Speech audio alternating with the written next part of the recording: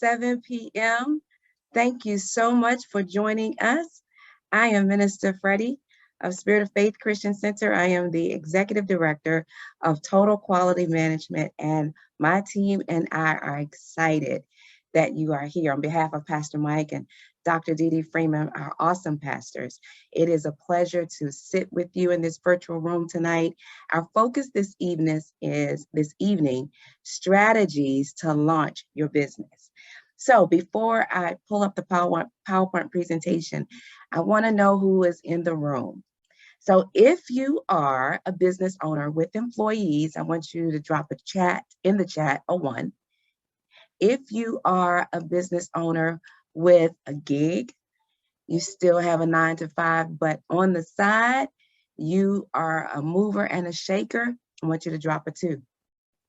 If you are a business owner and you're really quiet right now, thank you, Ms. Robinson. I want you're really quiet right now, but you are making inroads. You are attending community meetings. You are a part of Toastmasters. You're really engaged and you got your toe in the water, but you're really interested about sitting on the edge of the pool and you want to swing your legs in the water. I want you to drop a 3 in the chat. Now, if you are here tonight because the topic just intrigued you, all of us who are business owners 100%, who have gigs, we are just interested because we have our toes in the water. We are all so very excited that you are here. So you're going to need your pad, your iPad, your pen. You're going to need your paper. I am a participative style facilitator. So I want you to really rock chat so that we can engage and capture your input in the moment. You ready? I'm going to share the presentation. All right, strategies to launch your business. I am so excited about your presence. And we are going to unlock so much tonight together. I love the fact that we're going to start with a foundational scripture and you're going to understand the why as we walk through this process. This is Jeremiah 29:11. It's the New American Standard Bible translation. Get this. For I know the plans, there is an S on the word plan, that I have for you, declares the Lord. Plans for prosperity and not for disaster, to give you a future and a hope. Now, I want to give you some definitions to really accentuate some of the words in this verse. Prosperity. Now, we all think of prosperity. We think of wealth, absolutely. We even throw success in there, absolutely. I want you to also include the word well-being. We're well in our thoughts, we're well in our soul, and we're well in our spirits. That's a part of the definition of the word prosperity. How about the word ease? That is a part of the definition of the word prosperity. Like easy like Sunday morning? Yeah. Smooth, and you are in one piece. Peace is your focus. The joy is your focus in spite of processes that we're going to unfold tonight when we talk about plans and prosperity. So other definitions for prosperity are comfort, plenty, and profitability. Now let's talk about the word disaster. It is important to know that disaster does not come from God. He gets no pleasure from that. But we live in a fallen world. So the Bible has already informed us we will have trials, we will have tribulations. Take this scripture down, 1 Corinthians 10:13, because that verse tells us about having the way of escape. So we're all set. So when we talk about disaster, just know that God is a God of addition and multiplication and not subtraction, and not division from the perspective of taking you out or not giving you what you need to be successful in your pursuit to fulfill your plans. Definition for future. I love this definition.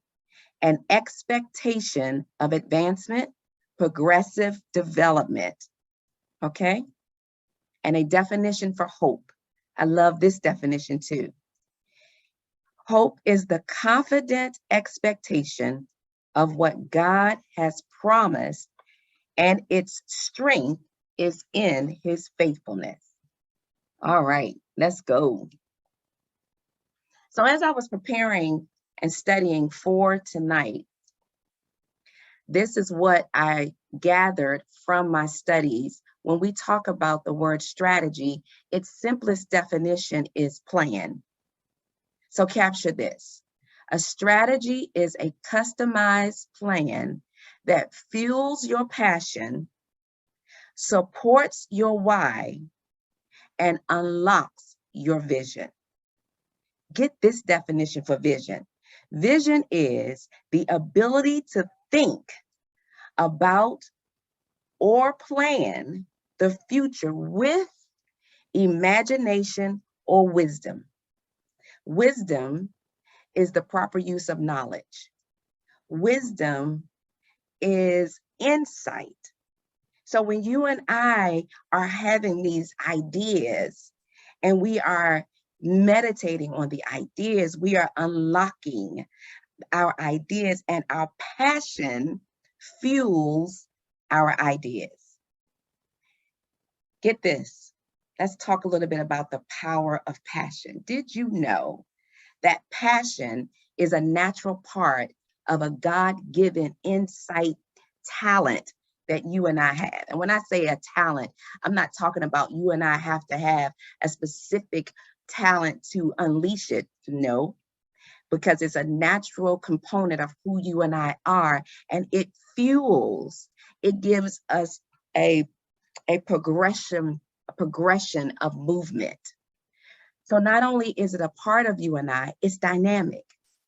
Passion gives us the ability to grow. It is empowering, energy for living. Imagine, can you see yourself, let's say you're at the top of a hill and you start walking down that hill. And as you move into a groove, you speed up. And actually, without thought, you're really establishing momentum because you're going to come down on that lull, but you're going to go right back up with such aggression on the other side of that hill.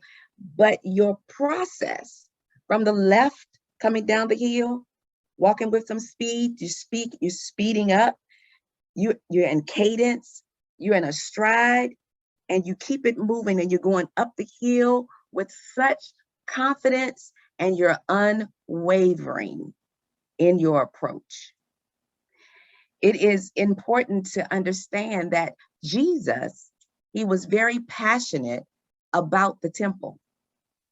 And he actually put out of the temple everyone who was there in disrespect. And it was referred to in some translations, corruption. So he was passionate based on his why, which we're going to talk about shortly. And you and I should also be passionate based on our plans and our why and our vision. Let me tell you what passion is not. It is not addiction. It will not blind you and I to the other needs in our life. That's not passion. It's not talent. You don't have to have an ability to be passionate about your ideas, passionate about your dreams. And when you and I are passionate about our ideas, our dreams, our approaches towards them, our passion is illuminated. It expands.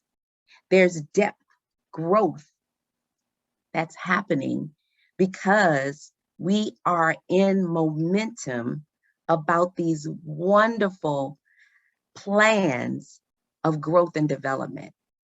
Passion is not forced. You cannot force yourself. There is a cadence. There is a consistency that is connected to having the passion, unleashing our passion, and it's not a fad.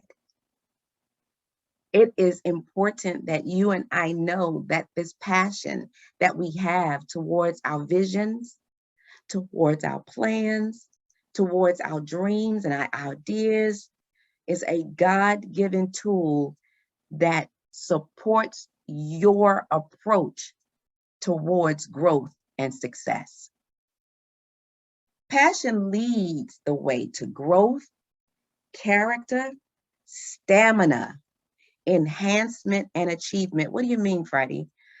When you and I are passionate about our dreams, our ideas, our engagement, what's happening in those experiences is expansion and growth.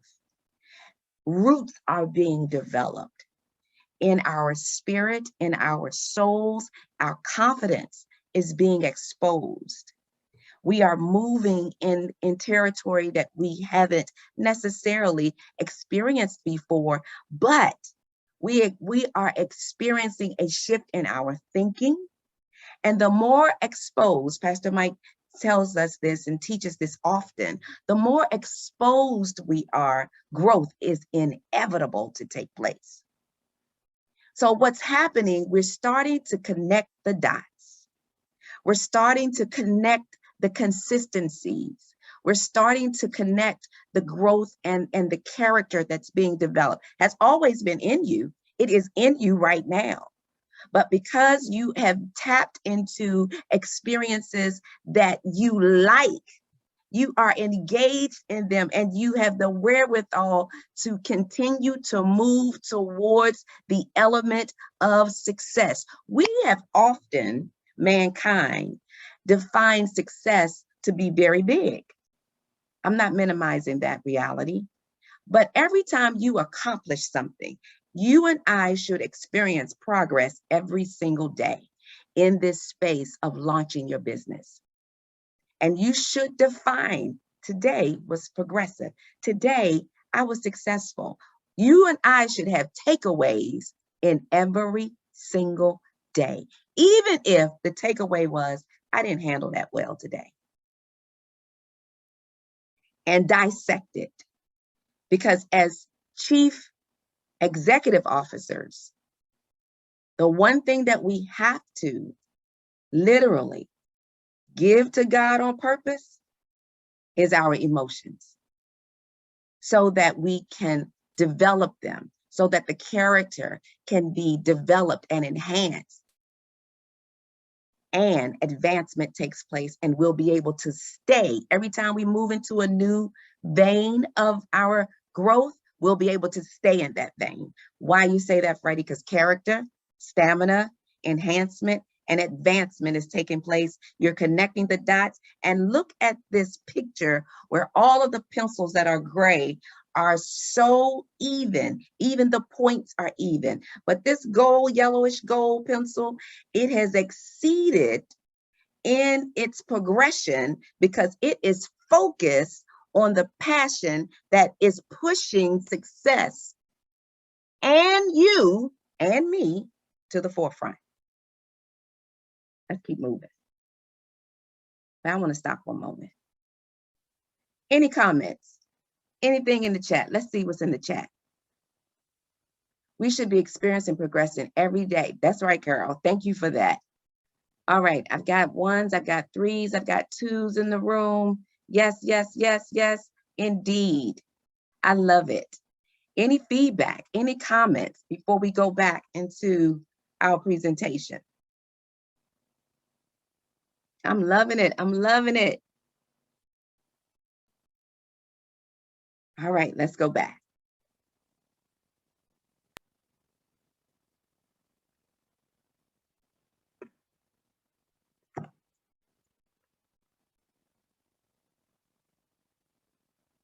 Let's talk about passion, ladies. Harriet and gents. Harriet Tubman. Can you imagine 19 trips, no street lights, no street signs, no GPS, no Apple Watch, no rain boots, no light. 19 trips to release 300 slaves. And she would have taken more trips if more people knew that they really were free. Passion. She was driven. Her first plan was to get out. Her first plan was to leave and get out.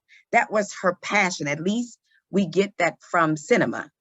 Those of us who've seen the movie Harriet Tubman, cinema showed us that it was her focus and her passion that she was going to leave. And she did it. Whatever a man thinketh in his heart, so is he. Proverbs 23:7. As a man thinketh in his heart, so is he. She thought that morning, noon, and night, and she left. But not only did her passion keep her focused to ensure she got out, her passion kept her focused to go back and bring others out. Legacy. How about Walt Disney? Y'all, let me tell you something. This one right here, I was just astonished. Walt Disney, get this, y'all. Now, go back to Jeremiah 29:11. Plans, there's an S, right? Walt Disney was born 1901. Let me give you the N first. Disneyland opened July 1955, okay? Disneyland, 1955. But in 1922, he opened a film studio called Laugh-O-Gram, but it struggled financially and shut down in 1923. After producing various short animated cartoons, the studio started making a series in 1927 about a character Walt had developed called Oswald the Lucky Rabbit. Okay, stay with me. Mickey Mouse made his official debut in a 1928 short film titled Steamboat Willie, one of the first cartoons ever to use synchronized sound effects. Okay, 1922, 1923, Crash, 1927, 1928. Okay, y'all ready for this? Mickey spoke for the first time, Mickey Mouse that is, in 1929. Walt was unhappy with how the character sounded and went on to lend his own voice to the mouse until 1947. So from 1929 to 1947, Walt Disney's voice was Mickey Mouse. Construction began in July 1954, and Disneyland opened a year later, July 1955. Now get this. Disneyland was an immediate success, and after just 1 month, the park had hosted more than 500,000 visitors. Initially, it cost $1 for adults and 50 cents for children to gain entry to the park, plus an extra 10 cents to 25 cents to every individual attraction. Listen to this, y'all. Walt Disney holds the record for most individual Oscar wins, 22, and 29, and 59 nominations. For me, I don't know about you, I've always just associated him with Disneyland. But his plans started in 1922. And he remained focused. He allowed his passion to remain the fuel that took him from 1922 to 1955. He died 10 years later. He died in December 1965. Phenomenal story. All our dreams can come true if we have the courage to pursue them. He's also quoted by saying, "The way to get started is to quit talking and begin doing." Isn't that hot? All right, y'all, get this one. George Washington Carver, an agricultural scientist and a man of faith. My research uncovered his passion was established by asking God to teach him all about the peanut. Now, this is what I call an Ephesians 3:20, because not only did he uncover 300 uses for the peanut, 100 plus different uses he uncovered for the sweet potato. George Washington Carver, a man of faith, a scientist, went to God, and this is a fraction of what I'm sharing that he's responsible for, because he decided to allow his passion to bring him to a place where he knew that God had answered his prayer. So now let's talk about the why, the how, and what. Why are you in business? Drop in the chat really quick, one or two. Why are you in business? Why did you start your business? Why was it important for you? Why are you in business? Because it is our why that is going to keep us on target. It is our reminder. It is our barometer. Freedom, yeah. Transform the lives of others, indeed. To retire myself from my full-time job, yes and yes. Boy, it is your why. Thank you so much for sharing that you and I must keep before us helping others, absolutely, helping others overcome their finances, to offer solutions to others, yes and yes. We are cutting down trees, ladies and gents, cutting down trees so others can stand on the tree stumps that we leave for them. Is smooth. The tree stumps are smooth because not only do we cut down the trees, we establish processes and footprints so that others are successful. To encourage to connect, let me finish reading that one. To encourage to connect the dots in business and leadership, absolutely. I haven't started a business yet, but I want to reach others as I teach them about God and his kingdom, absolutely. I am here because I want to learn enough to encourage others to have a passion to start a business. Absolutely, yes and yes. Thank you so much for sharing. I love it. Our why is absolutely necessary. And it is important that you and I are clear about our why, so it is always our go-to. Let's keep it moving. I want you to listen to this. I call it the golden circle. Imagine, if you will, 3 concentric circles, a bullseye. In the middle is the word why, and the center ring is the word how, and the outside ring is the word what. It's this little idea that distinguishes those with the capacity to inspire versus everyone else. Let me define the terms really quickly, starting from the outside in. Every single organization on the planet knows what they do. These are the products you sell or the services you offer. Some know how they do it, whether you call it your differentiating value proposition or your USP or your proprietary process.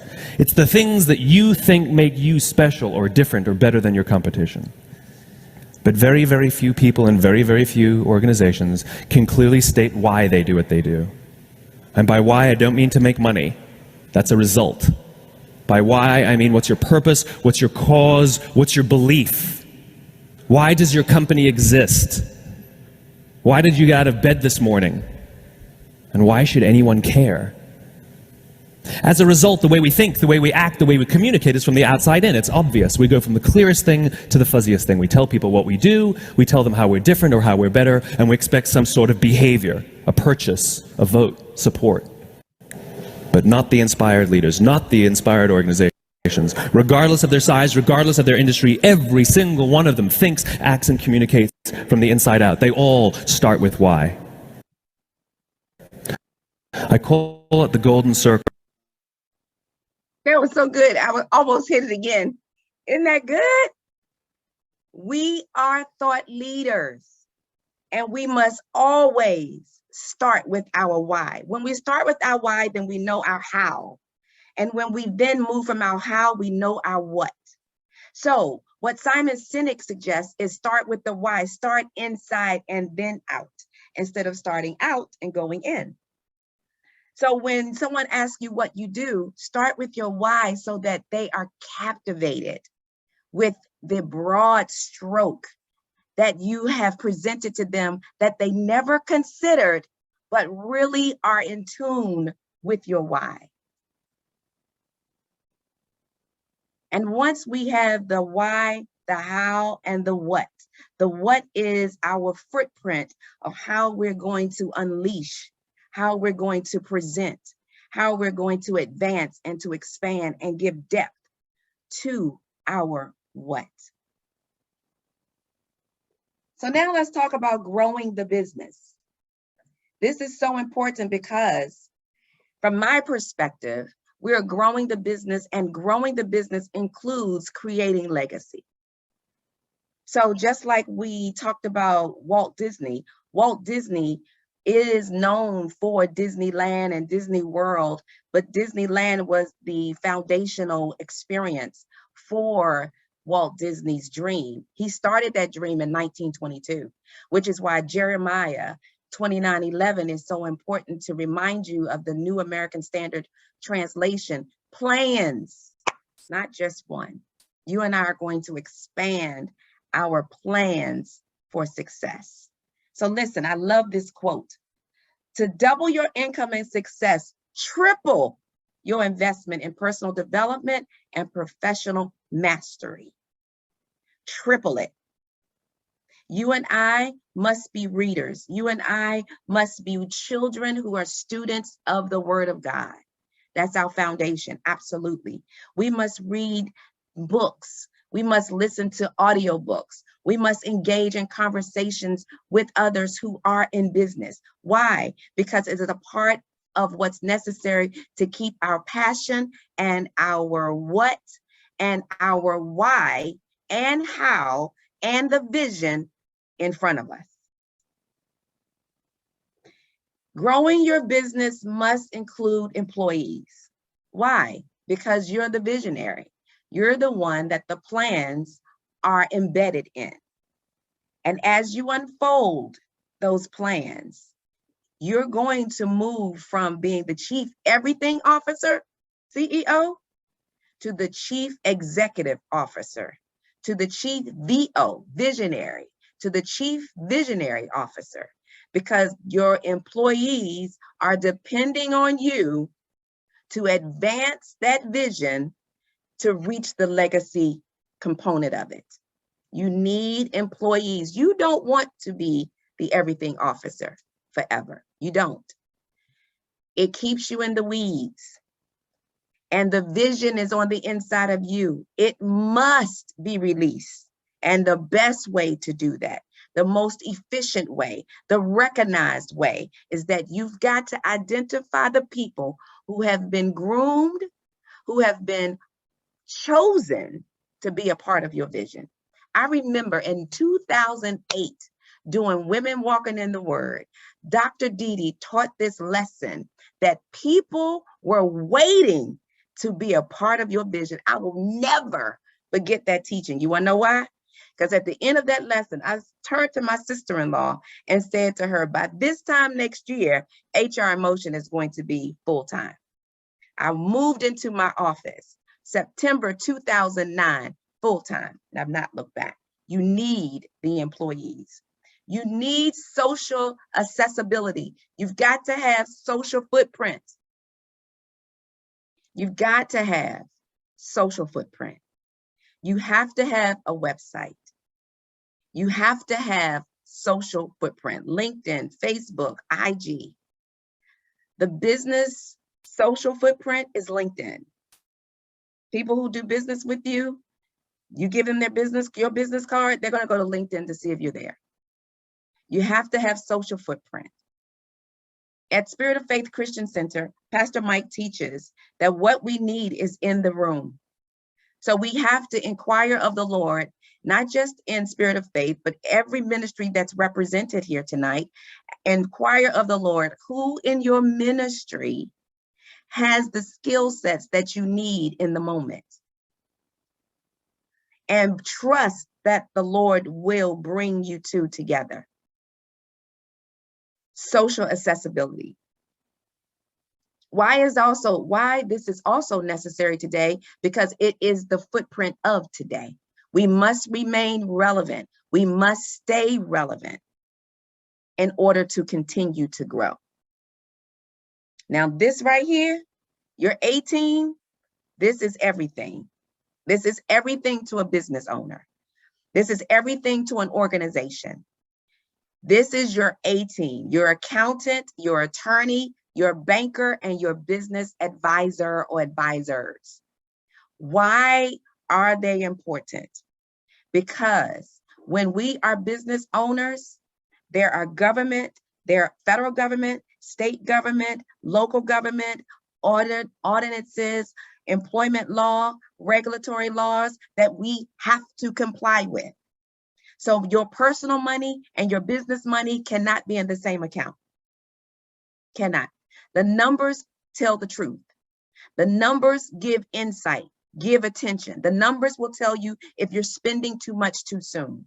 The numbers will tell you if you are on target. The numbers will tell you you need to sit with your accountant so that you are informed. Just because you and I have accountants does not mean we should turn our back. We need to be a part of that process, informed about that process, engage consistently in that process. Attorneys. You and I must have an attorney. The attorney is the one who's going to keep you informed. The attorney is the one who's going to tell you that you are in the right vein or you're not in the right vein. I have an employment attorney that's a part of my team because I provide services to business owners. So I need to make sure that what I am sharing, it is legally correct. So your numbers have to be accurate as the accountant. There's space of the accountant.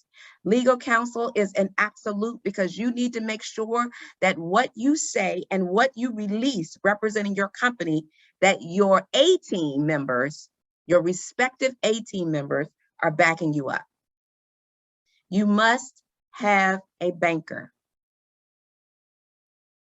You must. When COVID hit in 2020, let me stop this for a moment. In 2020, when COVID hit, many small business owners, unfortunately, did not qualify for the PPP because their numbers weren't accurate, because they were not running their business as a business before COVID.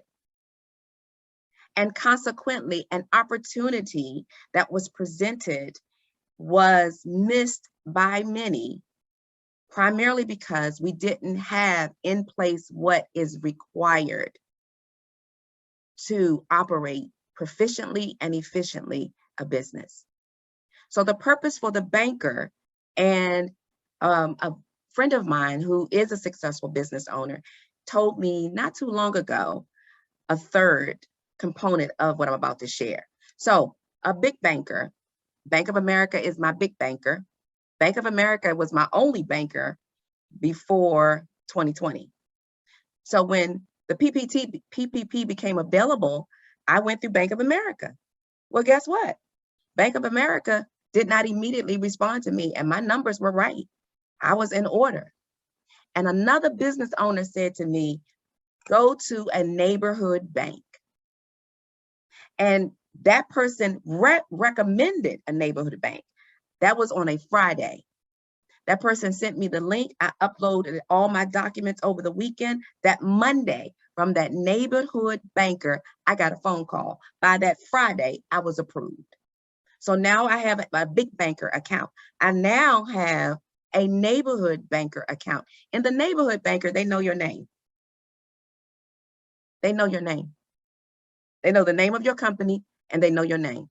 I've not walked in that neighborhood bank yet and there was a long line or a line at all. And then my friend shared with me that she has an account with a credit union. So big banker, the big banker helps when you are traveling. So that big banker, Bank of America, is all over the world, all over the country. So it's easy to access dollars if need be. Purpose for the big banker. The neighborhood banker, they know your name and you move quickly, particularly when you are prepared to move quickly. And the credit union, it's cheaper because the membership, the focus in the credit union is different. Everybody with me? That's why we need the banker. Let me go back. All right. And then business advisor. I promise you all that this is one of the best investments that I have made these last 3 years. You need to be under the tutelage of someone who has advanced where you're going so that they can look at your numbers. They can look at your plan, your documented plan, and they can give you guidance as you are, and you are personally growing. You are personally progressing.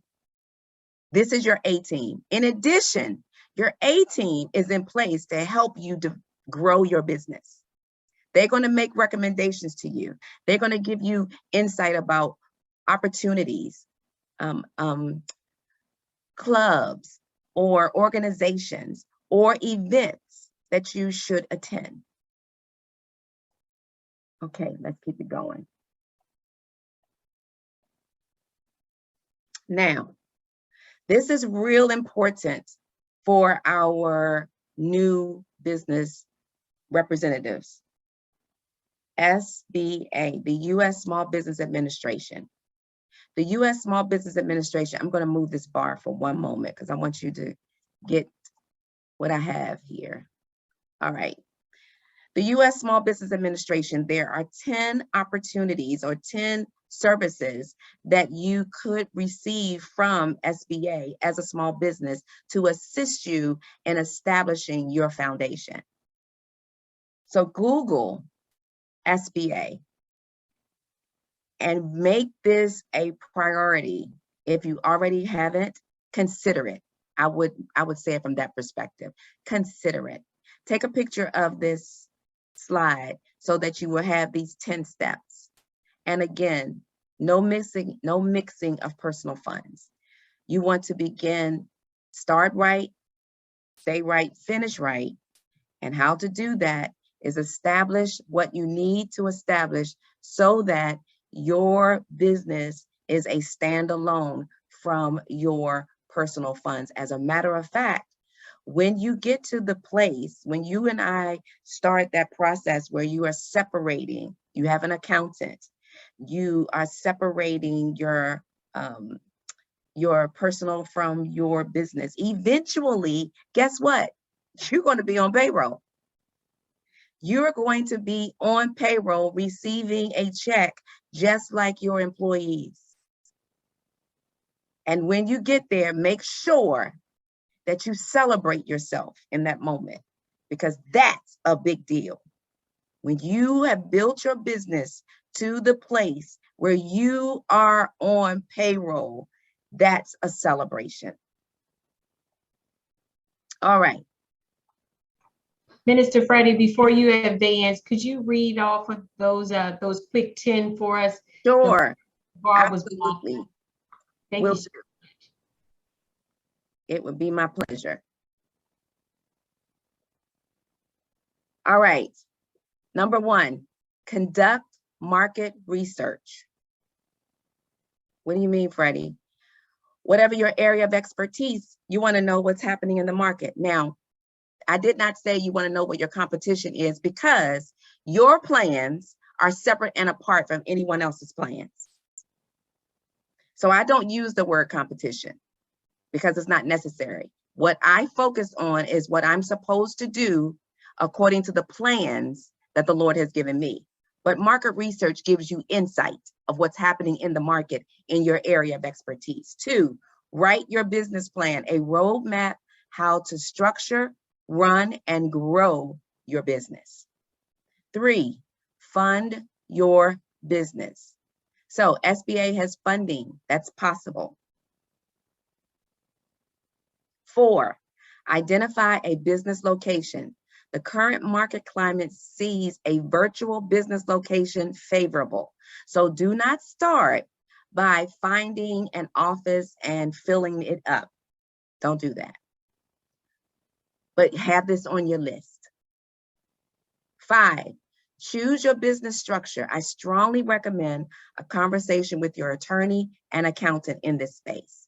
You want to find out, is it best to be an LLC? Is it best to be a corp?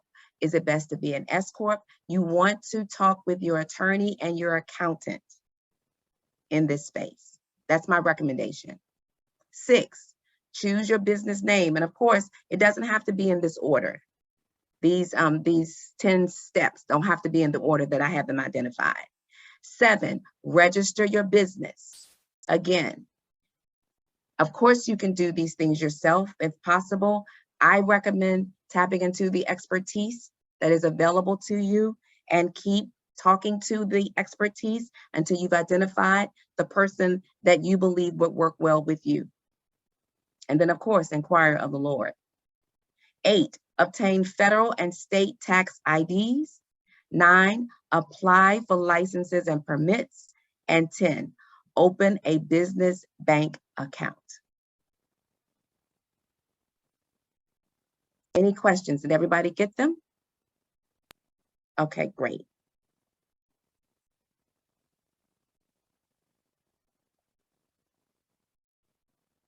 All right, so let's keep going to the next one. Here we go.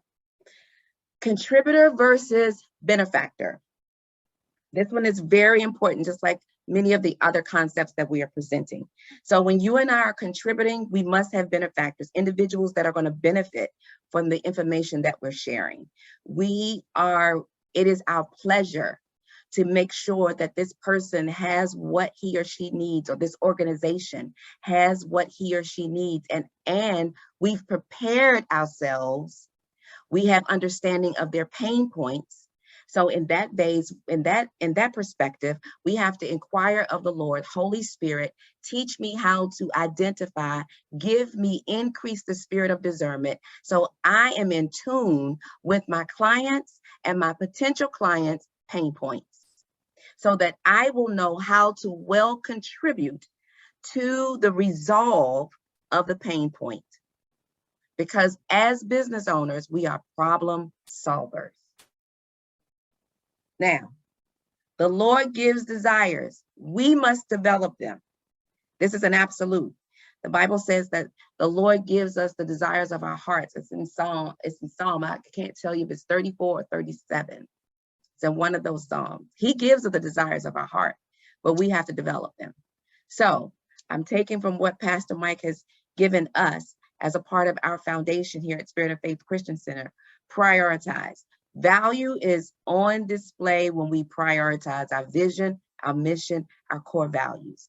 And as we bring on employees, we have to teach them the mission, the vision, and the core values. But as the leaders, most importantly, we've got to model our mission, our vision, and our core values. We must practice.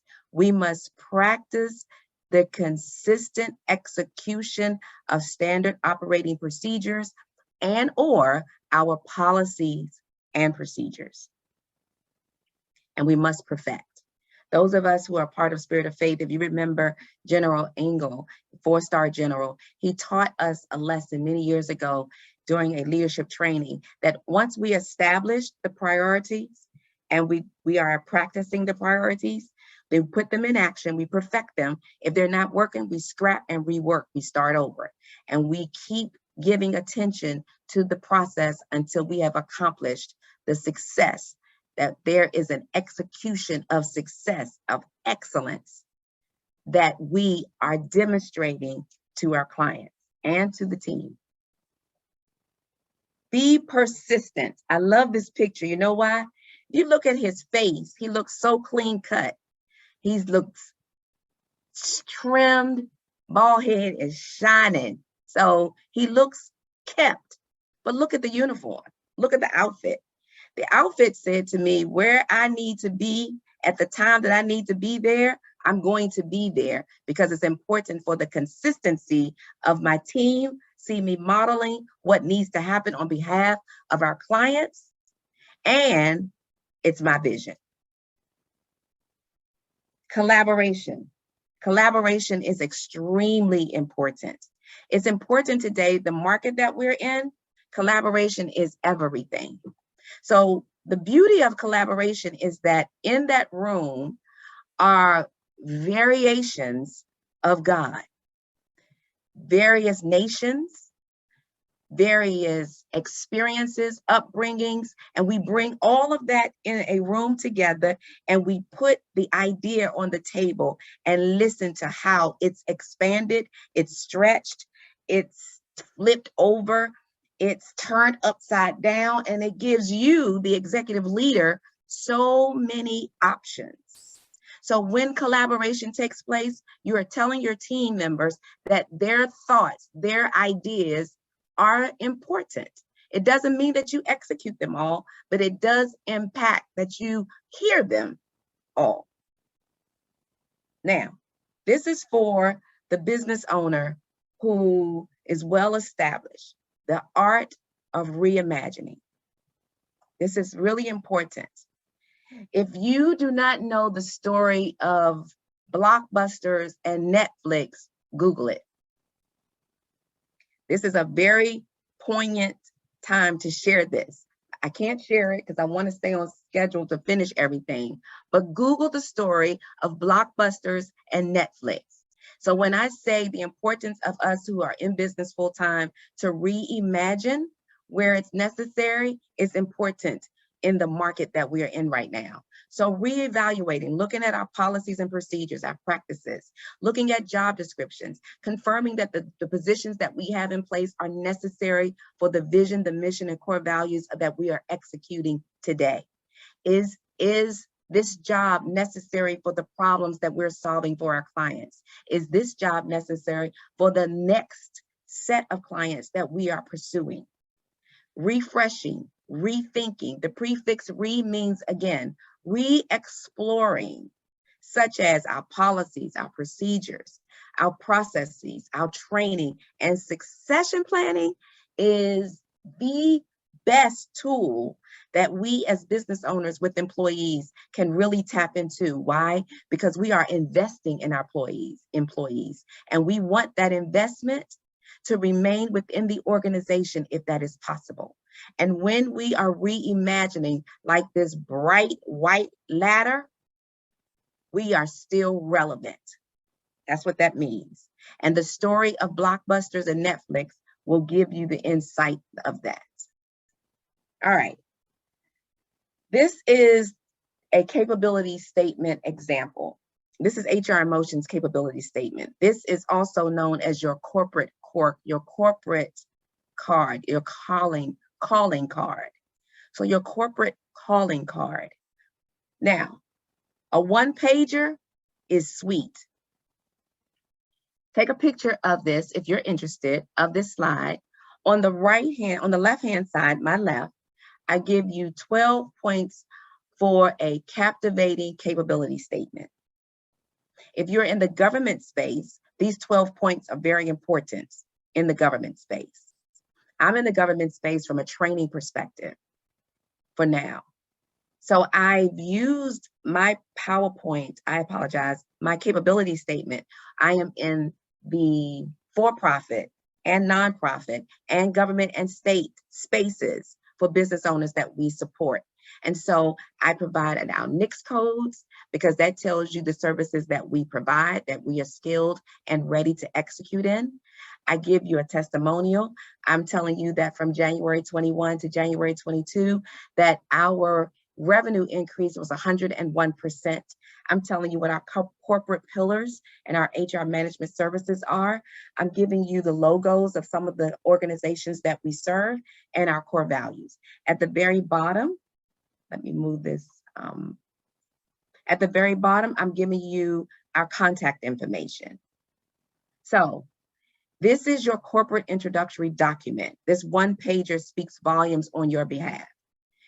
It shows your creativity. It shows the accuracy. Make sure that your information is accurate.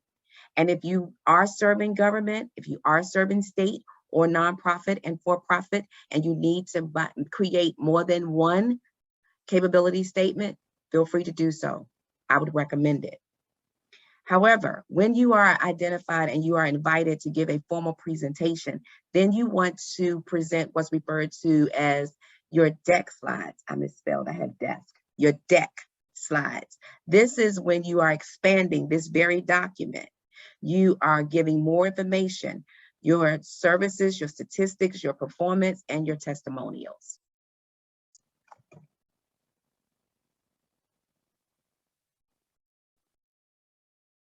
Okay, this is extremely important in today's market.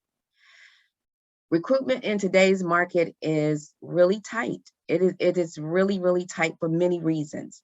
But what I want to give attention to in this moment, training your staff is absolutely necessary and required so that you can leverage who you're working with, if that is possible, before releasing. And when releasing is necessary, making sure that you are working within the guides of your policies and procedures with consistency.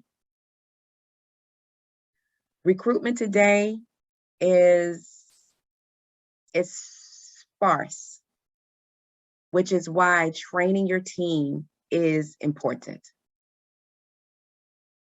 Listen to this. There is no passion to be found playing small. In settling for a life that is less than the one you are capable of living. And who says this? Nelson Mandela. You and I must live our passion. We must execute and expand the vision. The methodology may change, but the message doesn't. Your why remains your core, your how and your what. Remain focused, and you cannot, it is not established that you do build this organization alone. And ultimately, we are establishing a legacy foundation. And in establishing a legacy foundation, that means you don't have to necessarily be off the scene. You want to become the chairman of your organization. That means that you have well established the footprint of your organization. And now you have the next generation in place, sitting in the lead seats, the CEO and your executive level of leadership, and then your management level, and then your leaders who are your for-profit, who are your exempt and non-exempt employees who are fulfilling your vision on your behalf, because that is your goal. Any questions?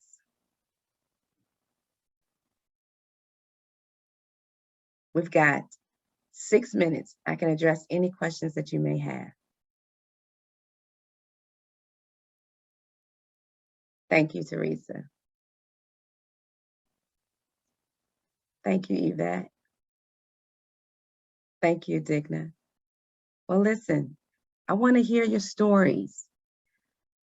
Let TQM know how you're doing in business.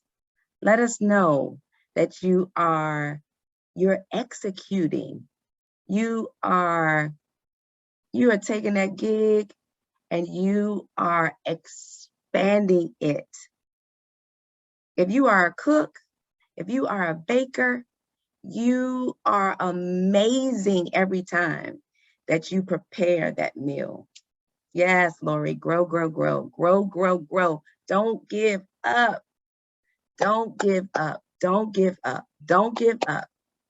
And Minister don't, Franny, yes, yes. we have a question from Andrea Baker. She asked, can you speak to marketing? Oh my goodness.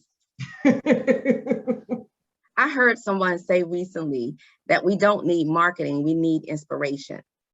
So I will tell you, this is what I will tell you about marketing. It is necessary. You want to keep yourself in the forefront. People need to know who you are and what you're sharing, what you're offering. I did not say what you're selling, because what you want to do is to present yourself as the expert that you are. And if you present yourself as the expert that you are, then you are solving a problem. If you're solving a problem, people will purchase it. You don't want to present yourself as one who is selling, because that's not the only focus. Your focus is to solve problems. So the marketing piece, you start in the social media space, accessibility, your website, LinkedIn, not so much Facebook, I'm not putting it down, but you want to be where the people are that want your service. So you want that LinkedIn footprint, that website footprint. I hope that answers the question. Can you do it yourself? You can. In the beginning, you will. But as you grow and as you expand, you will recognize what you're now ready to delegate. You'll know when it's time to bring on that first person, because your accountant is going to help you understand you're ready now to hire your first person. That's a great question. Any other questions? Yes, an earlier question was, can passion feel weary while pursuing? Can emotions feel weary because passion is so aggressive? I know I changed the order. I don't know if passion becomes weary, but we can. We can become weary. Emotionally, we can become weary, because visually, it doesn't look like anything is moving. But remember, I shared that you and I are growing every day in this process. And the growth, it might feel like it's as long as the nail is some days, but it's growth nonetheless. You have to begin to see that there's progress in everything that you do towards your business. Walt Disney opened Disneyland 1955. His first business experience was in 1922. If he had given up in 1935, he would have never gotten to 1955. And he got to see the establishment all the way through before he transitioned in 1965. Yes, you can become weary. That's when you go back to Jeremiah 29:11. Okay, Lord, you gave me these plans. I am so tired, but in you, I can do all things. Philippians 4:13, I can do this, I can do this. You crying, okay, you can cry for a little while, but you can't do that real long. Because if you do it too long, you're gonna cry yourself right out of it. So you got to have people in your corner that let you cry and say, you finished? Okay, let's go. Go to bed, get up tomorrow, and we'll start again. I'm so telling you the truth. You will cry. And you will say, Lord, are you sure this was this plan right here? And you'll have peace about it. Get up and do it again. I got 1 minute. Okay, real quick, 2 parts, right? Could you expound on the importance of seeking to hire others to become an employer? And secondly, what are your thoughts about a spiritual advisor? If you could just sum that up, adding a spiritual advisor to your A team. Absolutely. So the employee part, you have to stay connected with your accountant, because your money needs to be right. Now, some people might say the time will come that you will walk by faith. Make sure it is faith. Make sure that you have the faith to pull the trigger. I will tell you, you will pull triggers in faith as a business owner, but make sure that you are in faith to do that. So as you continue to talk with your accountant, and start paying attention to what you're doing that you're ready to delegate. Because you need to make sure that if it's a full-time position, you need to make sure that person is going to be busy for 30 hours a week and 8 hours a day. Make sure that you have enough work for that person to be busy. Because if you don't, it will frustrate you. So that's the employee side. The spiritual advisor. Yes, I recommend a spiritual advisor. I also recommend that if you have a pastor, start there. Start with the pastor, because the Lord is going to give your pastor what you need to hear, when you need to hear it, how you need to hear it as you're growing that business. And the spiritual advisor, he or she, if that's a plan of God for you, that person will show up. You won't have to seek the person. You just give God your ideas and your desires, and he will direct your path. Y'all, it's 8:01. We got to go. I love y'all. Thank you so much.